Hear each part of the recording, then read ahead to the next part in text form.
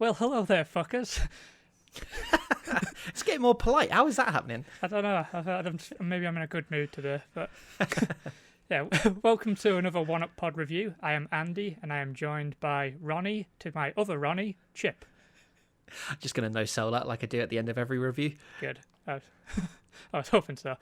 Anyway, today we are reviewing the Uncharted Legacy of Thieves collection on the PlayStation 5. You know what, Nate? Underneath all the bravado, you're just a sad little boy with delusions of grandeur. You'd risk your lives, and for what? Let's finish this! How long we been chasing this thing, huh? You and me.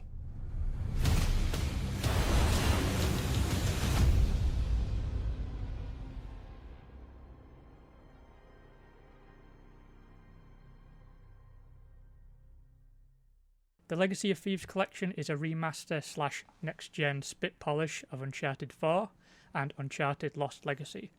We're doing this just in time for the release of the Uncharted movie because, with any luck, it'll give us a nice bump in our analytics, so at least the movie will do something good for us. A movie we're both definitely going to go see, right? Oh yeah, definitely. Yeah, full disclosure, we are recording this before the movie's been released, so maybe the movie will come out and it'll be really good. But I doubt it. No. Yeah, it's fucking Tom Holland and Mark Wahlberg, isn't it? And so get fucked. No, not having it. Nope. So you can probably tell that we're big fans of Uncharted. So Yes. Before we get into the Legacy of Thieves collection discussion, let's talk a little about our experiences with the Uncharted series. So I'll let you go first, Chip. Oh, thank you very much. Well, the Uncharted games were actually the first ever games I played on my PS4. I hadn't had a PlayStation since about 2007. I had my PS2 up until then. And then I think I've said on the pod before that GTA 4 wasn't exclusive for the 360, so I used the emergency grant money from my uni to go and buy a 360 and GTA 4. And I was an Xbox dickhead with an Xbox One as well, unfortunately, until about 2017 when I got my PS4. And I'd made this big long list of PlayStation games that I wanted to play, and Uncharted was just right at the top. So straight away I bought the original trilogy. I played all three games back to back and eventually got to Uncharted 4, and I've loved all of them. That's interesting. I forgot that you weren't a PlayStation 3 dickhead. But I remember. No, I know no. you're an Xbox 360 dickhead, but yeah. So like with me, Uncharted 1 was because it wasn't a PS3 launch title, but it was the first game I played when I got a PlayStation 3. It came out just at the same time as I got mine, so like that was such a really good entryway to that console. That console had obviously had an up and down history with, cross-gen titles, but their exclusives were always chef kiss perfect.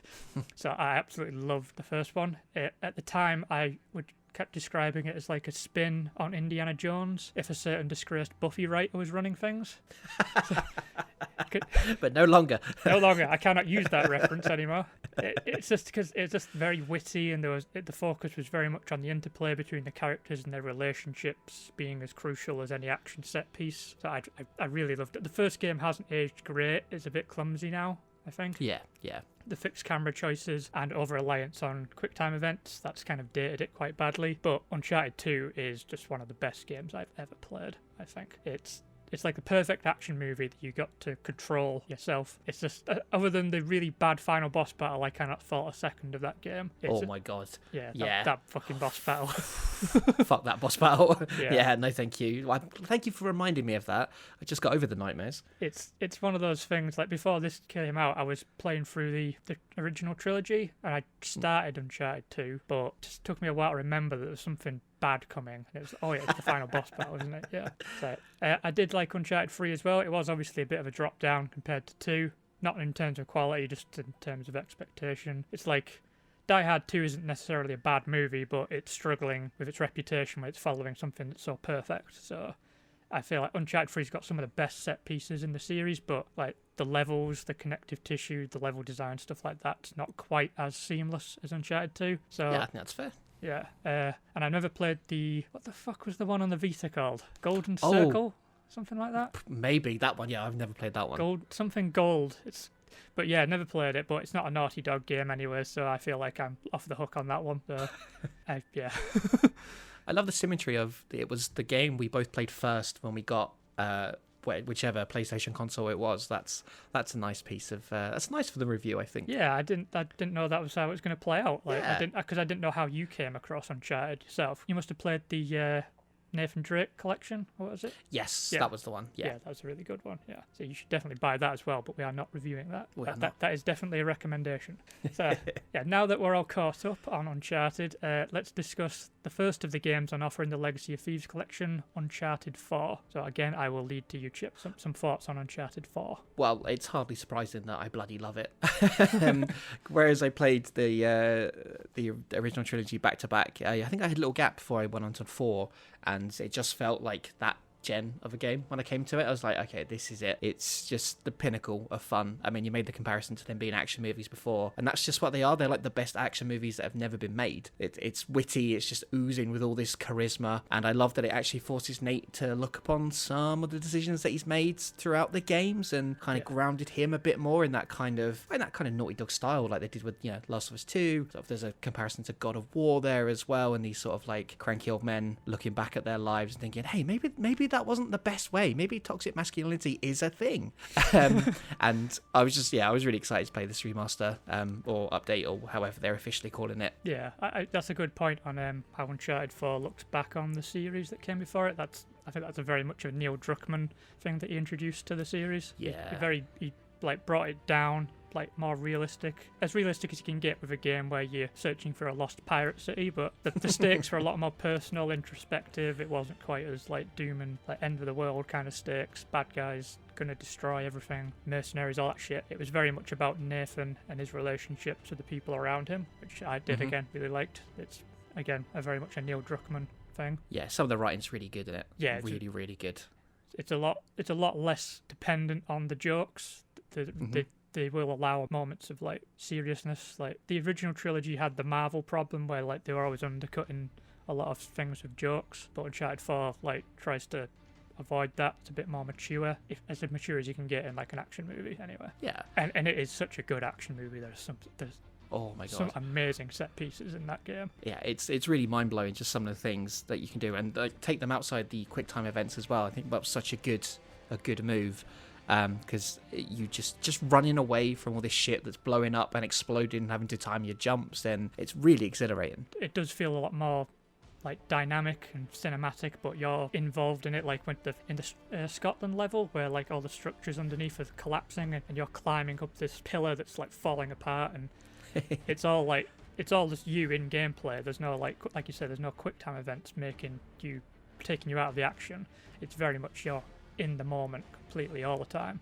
Same thing with the chapter 11, the big car chase, the motorbike chase. Oh yes, is it Madagascar that you're in at that point? It might be, yeah. I know I think there's several stages in Madagascar, isn't there? Because there's Yeah. the big open world area as well, Yeah. which that was a really nice addition. That they kind of expanded on that with The Lost Legacy and just set the entire game in an open world setting. And The Last of Us 2 had a bit like that in Seattle, I think it was. Yes, yeah, there was a lot to explore. Yeah, they do, like Naughty Dog likes to open up the areas a lot more now, and that's another thing they did with Uncharted 4, the combat locations. They've opened up really nicely. In the original games, you'd enter a square and there'd be a bunch of like barriers facing you, and you'd know all the bad guys were going to come out from the far end of the room. So it was all very much like very one-way sort of thing. Whereas in Uncharted 4, it's a lot more dimensional. Like there's bad guys coming from all directions. There's barriers everywhere. So you've got to kind of work out where to hide rather than just plopping yourself behind a barrel or something. There's so many. You've got to really think about what you're doing, how you're exploring these spaces. Yeah, there's a real panic to the gunfights, isn't there? Because you can get surrounded so easily, and then your cover can be broken. You have enemies with rocket launchers, snipers, grenade launchers, like in armor as well. So if they're just walking at you, you've got to try and get rid of their armor, run away without getting killed. When the first time I played it, because I played it on just easy difficulty this time because I just wanted to experience the game. Yeah. But the first time I played it, there was I got stuck on some of those fights, like really, really that kind of frustrating, put the game away and leave the house kind of frustrated, But I love that that's kind of built in because, if you were being shot at from all different sides, it would just be, panic stations everywhere. At least it would be for me. That is how I like to play those situations. I'm not too calm under pressure like that. I think that it's something they learned from The Last of Us. Like, it's a lot more dramatic if there is the sense that you are not the indestructible like killing machine. You're vulnerable, and the bad guys have one up on you. Yeah. And they incorporate stealth into this game as well, which they didn't really do a lot in the previous games. If there was a stealth section, it was very much like a level designed for stealth, whereas now there are areas where you can hide and you can incorporate stealth into the combat. Like I did a run in I think it was the Scotland level again. I just took out everybody stealth style. Like I just ran from area to area, cracked necks, ran off, hid. I think I got spotted once, but I hid in the grass again, and they couldn't find me, and then I just started cracking necks again. That is maybe one trope that we talk about, like, you go into an area and there's cover anywhere, which is such a video game trope. Yeah. They have a bit of that in this game where, you might shoot or kill a couple of the bad guys and they'll all be alerted, but if you run and hide for a few seconds, they're like, oh well, guess he's gone, I'll just go back to patrolling now. And while they're a bit more active, which is cool, they do move around there and they're a bit more on edge, they do just sort of give up, and then you can just go back to stealthing again. I had one moment where I had this spot where it was like at the back of the level that I could hide in some grass, so I'd run up a bit further, just shoot, get someone with a headshot, they'd all be alerted, and I'd just run back and hide for a few seconds, they'd calm down, and I'd just go up and pop a few more off. It was a good strategy. Seems to work, and It maybe they're just not very bright. The hired killers, they're not there for the brains. So yeah, I do feel like a lot of what Uncharted 4 gained, it was like picking stuff up from the Last of Us series and like experimenting a little more. Something for Last of Us Part 2 to take on and like expand on and refine. It felt like a Naughty Dog's creative process you can watch flow through all of these games. Like even though they are completely unconnected, there is a lot more connective tissue in Uncharted 4 to the Last of Us games than there were the previous Uncharted games. It's like a blueprint, isn't it? You can see that progression coming out. There's a couple of levels in Uncharted 4 that if you told me that it was the same world as The Last of Us, I'd believe you 100%. Yeah, a couple of times I was like, if there's a fucking clicker around that corner, I'm not going to be happy. Yes. But I would like to see Nathan Drake in Last of Us. That would be quite fun, and just how he's getting on there. Yeah. Although, like, isn't there an Easter egg in The Last of Us 2 where you can find a copy of Uncharted 2? Yes, Something is it with like the PS3? Is Yeah. that what it is? Yeah. Yeah. I'm guessing the world ended before the PS4 came out. Oh my god, that's the worst timeline. It's like, just all the consoles available, just red ring and like burn out the fans. There's no, you're doomed. Once they're broken forever. That sounds like a nightmare. Just take me now, clicker. Just I'll eat all the fungus. Yeah, I'll just walk out. It's like, take me. PlayStation 3's burnt out. I can't get a replacement anymore. So yeah, so obviously both of us big fans of Uncharted 4. I think it is one of the best looking games of that era by far. Oh my god, it's gorgeous. It's a stunning game. We'll get more into the remaster later, but I did just want to emphasize how gorgeous this game was on release. It's like it was just like there's not a lot of PlayStation 5 games that are touching that in terms of like visuals, at least. No, like, there's some things all. PlayStation 5 can do better, but I'm still feeling the PlayStation 4 at its absolute peak, which Naughty Dog were just absolutely mastered by the end of the generation. Like, yeah, it's hard to touch right now. I would say with the original Uncharted 4, maybe Spider-Man may be on a par with how sort of good the world looks and sort of how you interact with it, but I can't think of many better, to be honest. Other than The Last of Us 2. That's probably it again. Yeah. Props to Naughty Dog, because they just knew what they were doing with that technology. Yeah, I always forget that's kind of, well, I guess technically last gen now, isn't it? Yeah, that was one, the last. I think that came out the last year of previous gen. That was the final year, because it was that and Ghost of Tsushima. Yeah, 2020, right? 2021. 2020, oh, blimey. Time has no meaning anymore. Yay! Is it 20? No, it's 2020. Yeah, 2020. Because I was working on the digital fix at that point. Yeah. Ah, okay, cool. So everything to blur. The pandemic's fucked my brain. Yes, yeah. Time is irrelevant now. It doesn't matter. It only matters now that we have PS5s. That's all that matters. Yes. That's how we measure things. Yeah. I think if I had like one criticism of Uncharted 4, I think, and it's really minor, like really, really picky, but the collectibles are a bit rubbish. They don't really have any meaning You know, like I literally picked up a wooden plate at one point, and I was like, Yeah. cool, all right, that's grand. And you know, they're not really there unless you're really a trophy hunter. They don't add anything. Yeah, I'm not really. I've never been one of those people with the Uncharted games. Like, I've never picked up. I see a shiny, and I'm just like, I don't care.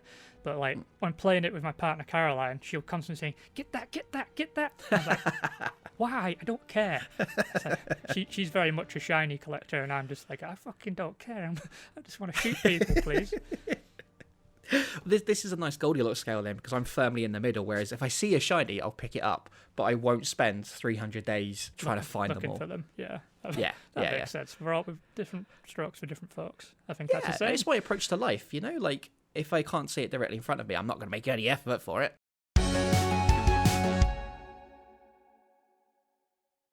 So, have you played The Lost Legacy? Nope. Nope. I've never played it, and I'm excited to. This will be a very short section then. Yeah, I have played The Lost Legacy. I haven't played a lot of it on the remaster, but I did play the PS4 version. I do like it. I like that it's trying something different with the formula. It's entirely set in an open world setting. You're just driving from area to area, kind of like a Far Cry, but good, I guess you could call it. It's incorporating all the classic Uncharted controls and like all the mechanics they'd established in the Madagascar open level in Uncharted 4. A lot of the driving and the winches and all that stuff. And it brings like a really cool new dynamic to the game with Chloe and Nadine being the leads. I really liked that, and it actually brings a new light to Sam. It makes him a bit more likable than he was in Uncharted 4. I have a very hard time forgiving Sam for everything he did in Uncharted 4. Yeah. Nate might love him, but I'm not that inclined. If it was a choice-based game like a Telltale, I tell you, I would probably let him die. Well, that's another strength of the writing, because like for so long I didn't trust him. I was like, there's something going on here, and then he won me over, and then that's when the turn happens. So I was like, oh fucking Sam, come on. It takes you on a roller coaster, to be fair. Oh yeah. Yeah. So yeah, Lost Legacy's not quite on the level of like The Last of Us Left Behind in terms of those like expansions, like the in terms of storytelling or how essential it is to the franchise around it. I feel like Left Behind is a must-play for anybody who wants to understand The Last of Us. I don't think Lost Legacy has that same pull. It's just a fun new spin on the franchise, and I would be very happy for them to continue the franchise with Chloe and Nadine as the leads, based on the strength of Lost Legacy. It's not as good as Uncharted 4, but it is a really interesting new take on things. It didn't feel like I was just repeating itself. It felt like it was trying something different. That's cool, man. That's made me really excited to play it, because I didn't know it was kind of more open world kind of stuff. That's really exciting. And I'm really glad that Naughty Dog is someone that seemed to do story DLC as well, because that seems to be something that's lost, with the exception, again, maybe Spider-Man. Yeah. Well, looking at you, Rockstar, you fuckers. Yeah, you fucking idiots. Oh, put it on the online version. No, I don't want that. I want more story DLC. Right. So, yeah, that's really great, especially if they're doing it in a different way. And that was a lot like The Last of Us DLC as well, is because obviously you played as a young Ellie, so you weren't as equipped as a grown person. So, yeah, more of that, please. Yeah, it gives you the same kind of thing, but like in a new way. You have to think about the game in a different way. And again, it's introducing things that the next game would expand on. That's what I admire about Naughty Dog. They were always like improving and refining as they go along. So whatever they do next is going to probably be insanely good. That's really exciting. Yeah. So now that we've talked a bit about the games, the games that we've played, let's get into the reason we're here, the remasters. So, again, what do you think of them as remasters? I think it's stunning. I haven't noticed too much in terms of gameplay, but from a visual standpoint, it's just absolutely gorgeous. Like the amount of detail they've got in this game, with dirt on faces and pores and skin and like water effects and just the draw distance and every single level is just incredible. I only wish their photo mode was a bit more flexible so I could take more pictures. But then anyone who follows me on Twitter is probably really glad that isn't the case, because I post enough as it is. What it is also done for me as well is with the announcement that they were remaking The Last of Us. I was a bit like, it doesn't really need it, surely. And then I look at this and I'm like, if they can get a Last of Us remaster to look as good as this, then I'm actually all for it. Yeah, I mean, I don't own a 4K TV or anything like that, so I skipped the fidelity mode mostly because I wasn't going to get the benefit, but I used performance mode, and just that really, really helps the action sequences, the frame rate improvements, and the like you say, the draw distance, that's definitely been improved. Like you can see a lot more detail a lot further away. Especially in the Madagascar level, that makes a big difference. It really pulls you into these big environments, and there's such gorgeously designed levels. You really need to be able to appreciate as much detail as you can while also running like a crazy person. Things are exploding all around you, and you don't want to have anything stuttering or anything like that to take you out of it. So I don't think there's a lot they could do to improve the graphics from the PS4 era, because at that point in the PS4 era they were getting the absolute most out of that tech, and at this phase in the PS5 era they haven't really scratched the surface of what those machines can do. But that's at least in terms of graphics. But in terms of performance, these systems make a big difference. The load times alone, things like that, it's a much slicker, smoother, quicker experience. It really makes a massive difference. I also love the use of the DualSense controller, the feel of pulling a trigger. It really adds something. Anytime I'm using a shooting game on a PS5, I am really feeling something with that controller. Yeah, it's a bit sexy, isn't it? Yeah, I noticed that. Just like with the driving and just everything, I was a bit like, whoa, yeah, God, Lance Reddick, no more, thank you very much. Give me a PS5 controntly. Well, he's going to be in the next Horizon game, so, you're going to get the best of both worlds. I've only got 2 hands. Anyway. Jesus Christ. I'm not cutting that out.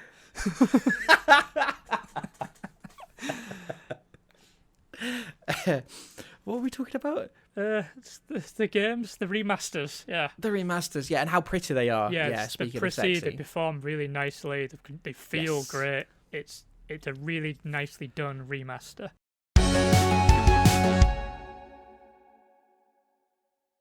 As we get into our final verdict, we're going to answer this question. Is this remaster worth A, the £10 upgrade cost, or B, the full retail price for people who couldn't upgrade? So, let's see, Chip, what's your final score and your thoughts on it as a remaster and its value for money? Well, it's a 5 out of 5 for me. Wait, what do we do? Do we do 5 or 10? 10. It's a 10 out of 10 for me. It's 100 out of 100. It's, 7 sausages out of 7 sausages, whatever you want to call it. It's just immensely fun, as it always has been. And I could just run around with Nate and the gang all day, just looking for treasure and being witty and funny and just saying stuff. Even though they've just sat at home on their sofa eating dinner, like at the start of the game, it's brilliant. So I don't necessarily think, in terms of its gameplay, it is just a third-person shooter in a way, and it doesn't necessarily reinvent that so much, but all the little touches that they bring in, and with the remaster and the gameplay and stuff like that, it's a perfect game for me. Is it worth a tenner? Yeah, it is. Is it worth the full retail price? I think if you haven't played it already, it is. But maybe if you've experienced Uncharted 4, maybe wait for a sale. I think I would say. Because I don't know about paying full price for the same game twice. But yeah, it's definitely worth 10, especially because it includes Lost Legacy. That was one of the selling points for me, is that I hadn't played that, I didn't own it, and I don't think I've ever seen that go cheaper than a tenner on the store. So for that alone, I would have bought it. So yeah, it's worth that money for sure. Yeah, as far as individual games go, I would definitely agree. Uncharted 4, 10 out of 10. It's one of the most entertaining games I've ever played. It's like pure action cinema in the palm of your hands. I don't know why the fuck they'd make a movie to try and top this. Lost Legacy, that'd get an 8 out of 10. It just can't compete in terms of spectacle, but it's a very good game. And as a remaster, as a whole collection, I'd probably go 9 out of 10. They are among the best games of the PS4 era. If you've never played these games before, maybe you skipped the PS4 and had an Xbox One during that period, I'm not going to judge you. Thank you. I'd absolutely. Well, you got a PS4 eventually. Oh, a PS4, yeah. So I'd absolutely recommend, if this is somebody who's never played an Uncharted game before, then yes, essential gaming. But Uncharted 4 was available as part of the PS Plus collection, so that was free for anyone who had PS Plus with a PS5. It's hard to gauge whether it would be worth because if you got it part of the PS Plus collection, you wouldn't be able to get the £10 upgrade. You needed to own, you needed to have bought a copy of either Uncharted 4, Lost Legacy, or the digital bundle. Which it was nice that you only had to buy one of those. You didn't have to own Uncharted 4 and Lost Legacy to be eligible. You only had to own, you could have just bought Lost Legacy on the cheap and you get Uncharted 4 for a tenner. I think that's a really good value, but if you're paying full retail, I'd probably just say go with the PS Plus version, because you may be losing performance, but you're still getting a brilliant game out of it. Yeah. Although if you do get the the offer's off now, but if you got the Legacy of Thieves collection before the 4th of February, you'd get a free ticket to see the movie. I don't know if this is supposed to be motivation to buy it, or is it a test of how much you wanted the game that you were willing to put up with getting a free ticket to see this movie. I think it's just they saw everyone online was going, well, that looks fucking shit, doesn't it? That's not Nathan Drake. What's going on? That's not Sully. Fuck, we need to get somebody to see this movie. Because you have to pay like a booking fee. So I'm guessing that'll log as people getting tickets, so they'll count that as a ticket sale, and they'll be able to say, this is how many tickets were sold, how much money was made. You don't need to know that. It says how many tickets. I don't know if I'm going to see that movie. I'm very much struggling with Mark Wahlberg as Sully. I just struggle with Mark Wahlberg in general. Yeah. I could see him maybe like a younger Mark Wahlberg playing Sam, because he's got a kind of sleazy, douchey quality, but he's not Sully at all. Sully is suave as fuck. Yeah. That's not Mark Wahlberg. I don't look at Mark Wahlberg and think, that's one suave motherfucker. Just no. No one has ever done that. You're not alone. Not even anyone in his family. Maybe Donnie Wahlberg, because it's Donnie Wahlberg. He's always coming up short. Sorry, Donnie, if you're listening. He might be. I don't know. He's got a lot of spare time on his hands. I'm really laying into Donnie Wahlberg here. Let's move on. Yeah, what's happened? But yeah, okay, I'm going to stop slagging on Donnie Wahlberg. Do you need to get some anger out? Has there been some issues that have been ongoing for a while? He shot Bruce Willis in The Sixth Sense. That was uncalled for. So yeah, as someone who's already played these games last gen, I don't know if there was enough brought to the table to justify the Legacy of Thieves edition existing, but I am very happy it does exist. They could have just offered it as like a little patch to upgrade the games, like they did with God of War. But I'm perfectly happy having this collection, because it's really nice having both games in one place. I'm very happy that I got it, but I would have probably survived if it never existed.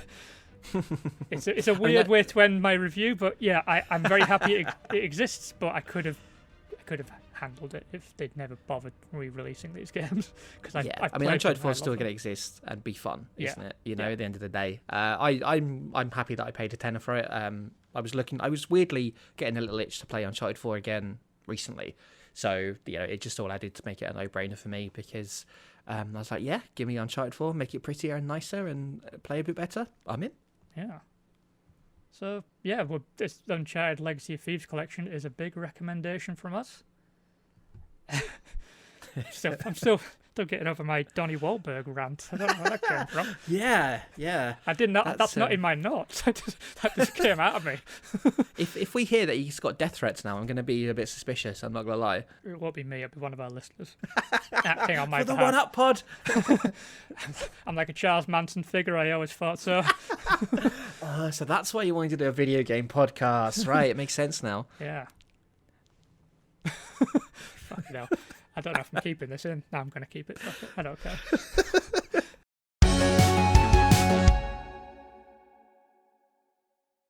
So that's us for this review. We are all done and dusted. Thank you so much for joining us.